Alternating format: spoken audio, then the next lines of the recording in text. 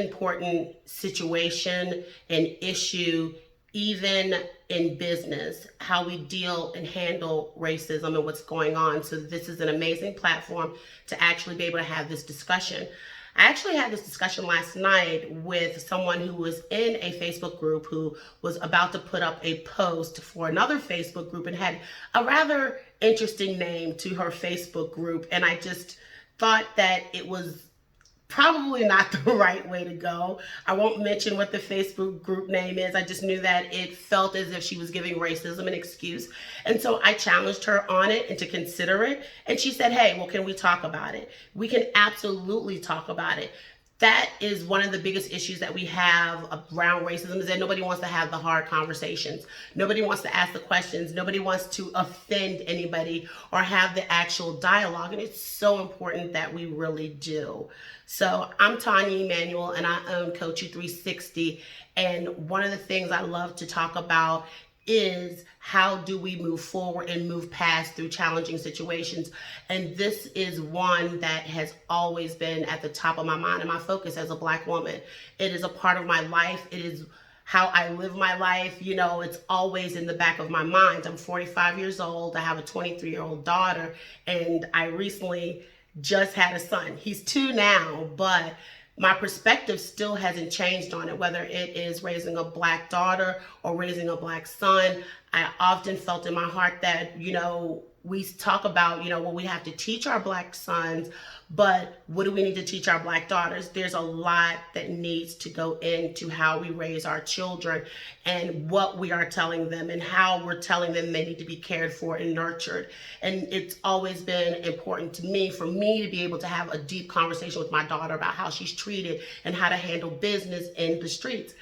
So one of the interesting concepts that has been top of mind for me and in my subset is that we all have biases. We all do. We all see things from a different lens. And my perspective on racism is not the gospel, period. Nobody's perspective is the gospel, but we have to come to a final definition of what racism really and truly is. It's so important that we do that.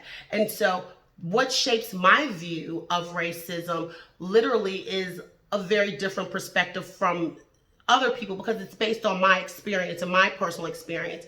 And growing up in the suburbs in a county in the state of Virginia near Richmond, we are the South, and you know how they see that and how it just is, unfortunately. And most of my friends were white in elementary school. Throughout middle school, I had maybe one Black friend and a Hispanic friend.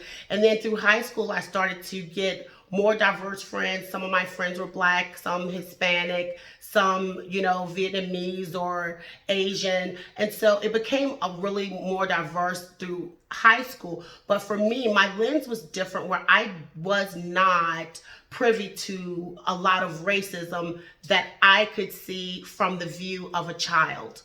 When I did really see it is when I stepped into corporate America and I started to raise my child as a single mother, which people will stereotype, but that's fine. I don't care. It just is what it is. I was 23 years old. I went to buy a house, and literally you could see the realtor trying to position me into certain areas as I think about it. And, at 23 years old, I didn't really have the know-how or the wayward to know that, to even challenge it. And as I went through school with my daughter, it was different things that happened in school and corporate America. As I went up in my career and leveling up in my career, you could definitely see it in corporate America. Yes, they hired Black people. I had my opportunities, but even when I was sitting at the table, you could clearly see that they weren't open to what it is that I had to say. And even at 45, there's a lot of things that I shy back from and I just don't say, because they're just not open to that conversation or that dialogue. You can feel kind of what I consider the good old boy in America, especially when you're working in corporate America and at a Fortune 500 or 5,000 company. So there's so many things that go through your dialogue, but my experience in racism is shaped by my experiences, right? So what I'm going to share with you today is, again, based off of my experience. And so you have to understand that everybody has an experience. You have an experience that shapes how you believe things. I have mine. Everyone else has theirs, but we all have a sense of biasism, and we all have a sense of racism against whether they're gay or whether they're Asian or whether they're Indians or whether they're Muslim, or, there's all these different aspects. But today we're talking about black-white racism in America because of the George Floyd situation. So that's what I'm going to address. And that's really the big dialogue of everything, because it feels for me that we as black people are always demonized, because even in the Bible there is a Satan, there is a bad guy, and America needed their bad guy. They always needed their bad guy. At one point it was the Jews, it was the Germans, and then it became the Muslims, and then it was the Chinese people. It depends on where America is going, but for us as black Americans and African Americans here, however you like to use the term, I just call myself black, we have always been demonized and looked at the low scum end of the totem pole. That's how we feel, or have been made to feel, as a people in a culture, that in America it is often the portrait of a black person on the news committing a crime, when the statistics clearly show that white America commits the majority of the crimes. It is always the statistic that is blown up in America's face, that black people are using most of the services and that the Hispanics are using most of the services. And that's not true. White America uses most of the services, but nobody wants to have an honest dialogue because nobody wants to hear it, even though they have the numbers, right? The numbers are already there. So why do they do it? I don't really have an answer for that. I can only tell you from my point of view how we see it as black Americans. In America, it's truly how we have to shape everything. And for me, I have plenty of white friends. And a lot of people say, well, I have black friends. No, do you really have black friends that you can have honest, open, true dialogue with? I have white friends that I have real dialogue with. But what's interesting is, I'm going to tell you a short story, and my friends and my mom actually brought it to my attention. And that was, we're all sitting around at a bar and I'm telling a story about an incident that happened in the store. So we're in the store and it's me and my daughter, and a young woman comes up to the counter. She's like literally going ballistic on the clerk, but she jumps completely in line in front of me and she's saying what she has to say. And I understand that she's really upset. But what I prefaced the conversation with was a white woman. Because if I had have just said the conversation in my mind, that right there is the bias. As I have the conversation, what did you start to see? Most people start to see an angry black woman shaking her finger in everybody's face and screaming, when that wasn't the story or the case. So I always feel like I have to preface my stories with who are the players within the situation. And that's a part of my bias and my makeup, because I don't want people to assume that who I am talking about is of any race but the race that is with that particular person. And that's how biases are set up, and that's how we are all set up, to start to think about a certain situation as being attributed to a certain race of people. If I say, oh, well, she's a single mother, the first thing you'll attribute it to is a black woman. If I say, oh, well, he's locked up and he's doing time in jail, the first thing you'll think about is, oh, it must be a black man that she's starting to talk about. So it really starts with how we think about things and how we think about the process. Racism and biases starts within us. It really is an inside-outside job, like everything else in the world. How we teach and train our children is an inside-outside job. It's how we learn things, but is it really the truth? Is it really your reality that, all black people are this way, or all one person is this way, or you should be scared of black men? Or is it something that you were taught and trained to believe? And that's the hard part about being human, is that we always have to constantly train our thoughts and our thought processes. And for me, as a black woman, literally, it's systematic. No, slavery is no longer. Slavery has been abolished. But guess what? There are people that are living right now right now that had parents who were slave owners, or who had grandparents who owned slaves or believed in that slave mentality. So it's very much very real. And the March of Martin Luther King just wasn't that long ago. If we're talking 1964, it's not that long ago. It's within the lifetime of my mother. And so just to wipe the slate clean and pretend like, oh, people will die out, that is just not a reality. So yes, they have changed laws, but they institutionalize more laws that make racism a systematic thing. So let's play Monopoly. Not your regular Monopoly. Let's play the Cheaters Edition. Did you even know there is actually a Cheaters Edition of Monopoly? Well, it is a Cheaters Edition. So if we're playing Monopoly, the Cheaters Edition, you can even play the regular Monopoly. You can clearly see that things are very different from our perspective. From our perspective, think about having cards in the Cheaters Edition of Monopoly. Who owns the land? Who creates the laws? Okay? Who has established the fact that there are counterfeit changes? There are cards that say shortchanged. There is a card that says, I actually wrote it down, so I have it on my wall. There are cards that say extra allowance, trick dice we have in the game, property swap. We have surprise demolition, escape artist, slippery deeds, jail rules, handcuff, identity theft, pickpockets, price gouging, counterfeit change, shortchanged, unlisted contractors. You have squatter rules, you have free stays, and then you're literally only playing with hotels.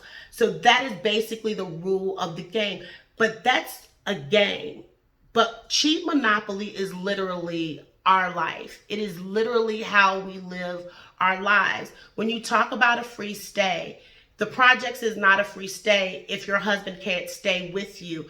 The projects is a systematic way to keep a group of people impoverished. It's a way to divide things systematically so that the poor is on this side of the line and the people who are making this amount of money are on the other side of the line.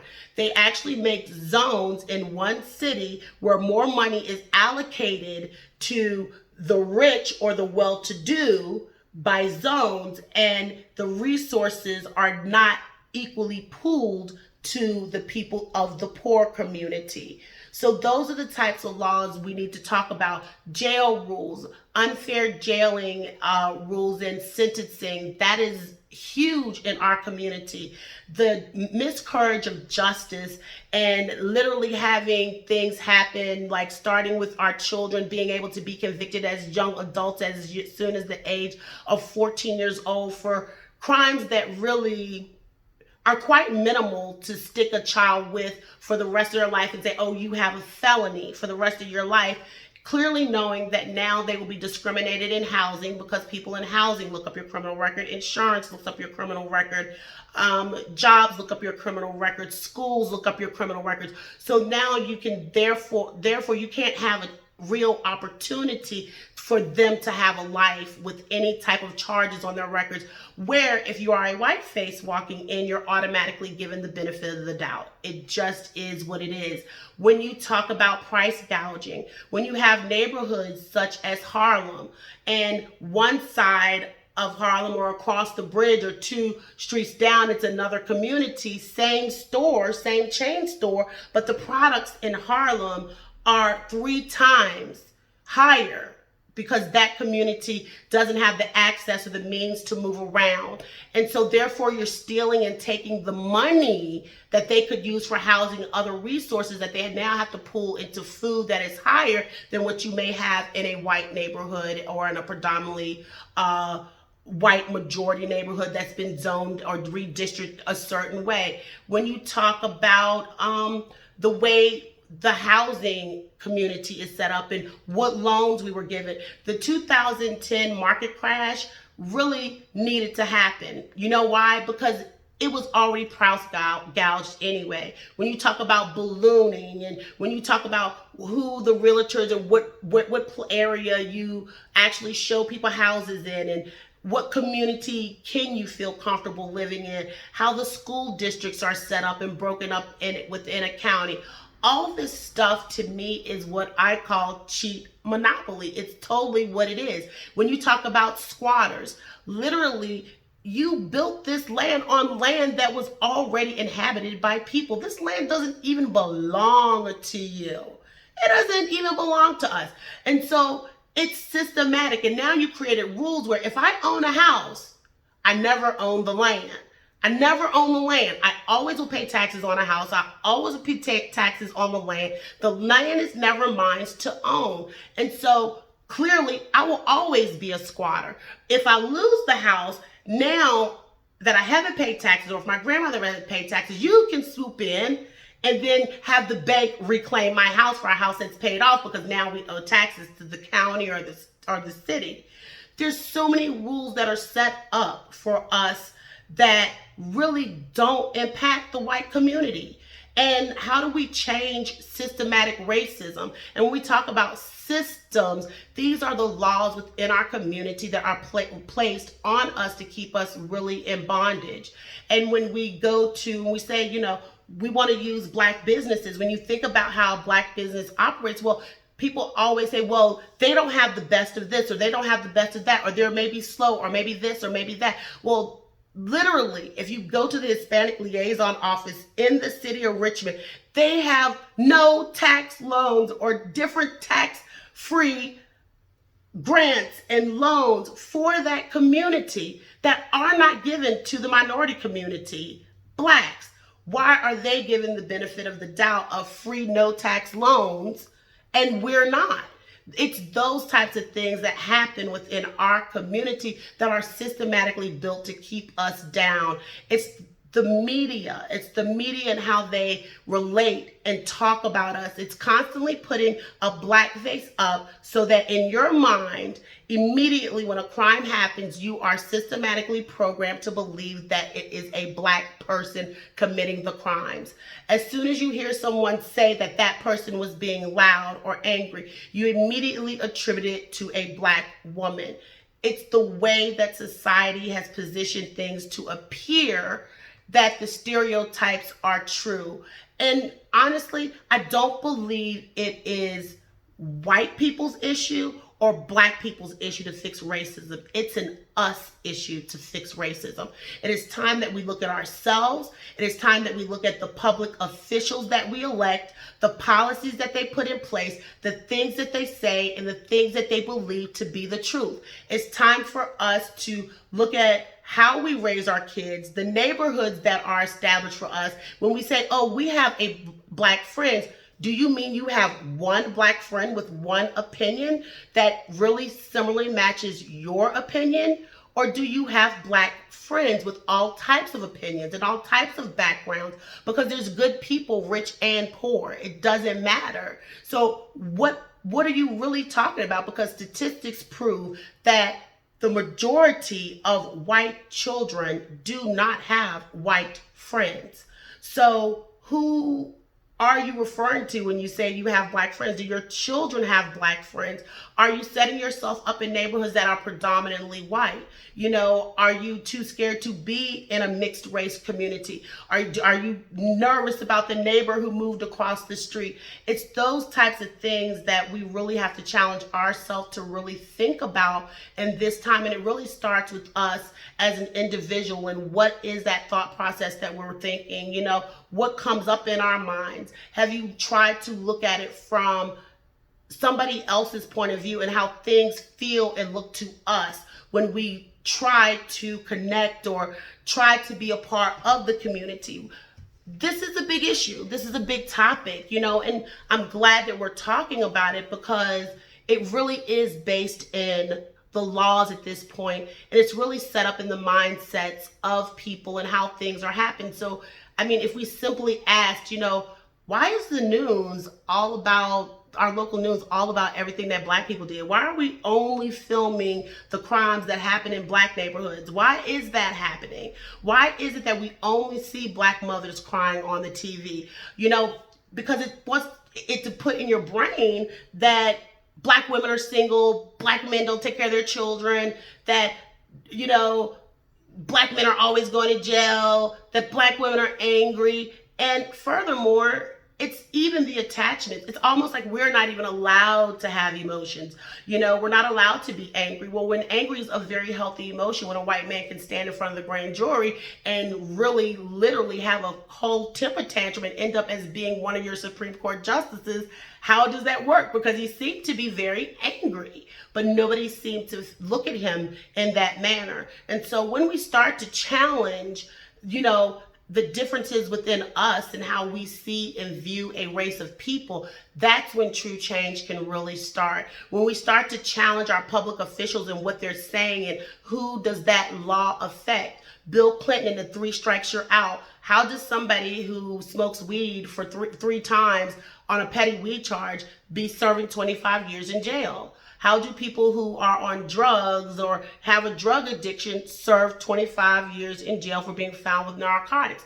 We need to start to question, what are these policies and lawmakers really saying? What are they really doing? What kind of laws are they instilling? But you need to care about something on the outside of your own community. And a lot of times people don't. So it's not just a black issue. It's not just a white issue. It's an us issue. We have to start paying attention to the laws that are being made. We have to start paying attention to what our news is saying and what they're putting out there. We have to start challenging it. When you see a whole full opt-ad about a black man and you're completely obliterating who he is as a person and talking about how many children he had, and when somebody commits a crime, all of a sudden you want to talk about some past history that he has. Isn't that questionable? Isn't that a thought that goes through your head? Well, dang, my friend's white son never ended up in the paper, and he has a really seedy history, and nobody ever talks about that. So what is being pushed out to us, and why are we buying into it? And it happens even in our music, but a lot of responsibility and onus starts with us individually. And we have to start taking personal accountability, and we have to start putting our lawmakers and our policymakers to task. We have to start locally within our community. It's just as important as our federal government that we start at the local level and we challenge our officials and say to them, we don't believe in what you're doing. We don't believe in what you're saying. And yes, we are angry about it, and we're not going to allow it to happen in our community. What you're trying to put forth actually puts a whole entire race of people in jeopardy. We don't want it, and we're not going to have it. And when we're ready to stand up for that type of freedom and that type of love of another person, because we all have a right to exist, then that's when racism will start to change. When we start to challenge ourselves and say, hey, we're having an amazing pool party here, but there's no black people here. There's no black people that I would have an honest conversation with. There's no black people or black friends around me. There's no Hispanics. There's no Muslims. There's no Indian. Where is the diversity in my friend group? Where are the people who challenge me on my shit? When are we going to start to feel like we have the courage to be fearless enough to love everyone equally and fairly and honestly? That's when racism changes. That is power. When you have the courage to look your pastor in the face and say, I don't believe what you're saying. When you look your mother in the face and say, you know what, that's just not true. When you look your friends in the face and say, that's not going to take place at my table. When you look your children in the face and say, I don't care about that. We're not going to make race an issue. We're going to make it a person issue. That's when things will start to change. Thank you for your time. I hope that you really will use this as something to fuel your fire and your passion for just life and living in diversity and inclusion and just love.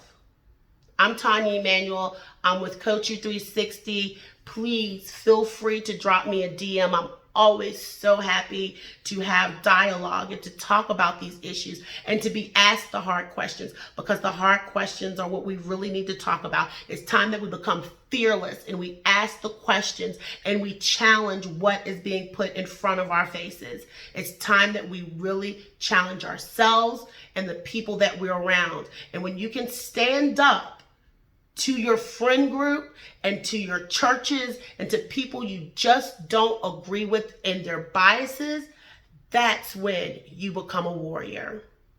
Take care.